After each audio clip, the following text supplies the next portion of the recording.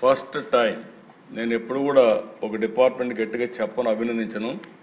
అలాంటిది ఈరోజు చూస్తే మేజర్ మీడియం ఇరిగేషన్ ప్రాజెక్ట్స్లో 94% రిజర్వాయర్లో నీళ్లు వచ్చే పరిస్థితికి వచ్చింది. మనస్ఫూర్తిగా అభినందిస్తున్నాం. జలకళ ఎక్కడికక్కడ ఉట్టి పడతా ఉంది. ఈరోజు మనం చూస్తే ఇప్పటికిక్కడ చూసినప్పుడు 1048 టీఎంసీ నీళ్లున్నాయి, 80%. అదే కాకుండా కొన్ని వర్షాలు బాగా వస్తున్నాయి, అందుకని ఎక్కడికక్కడ గ్యాప్ పెట్టాలి, ఫ్లడ్ క్వశ్చన్ పెట్టుకోవాలి, గట్టి క్వశ్చన్ పెట్టారు.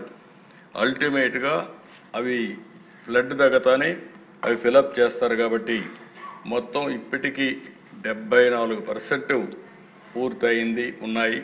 ఇది ఒక వినూత్నమైన కార్యక్రమం. కొన్ని ప్రాజెక్టులో కొన్ని ఇబ్బందులు వచ్చాయి. తుంగభద్ర గేట్స్ కొట్టుకొని పోయినాయి, మొన్నే నిలిపాం. 25 టీఎంసీ నీళ్లు తగ్గించాల్సి వస్తూ ఉంది.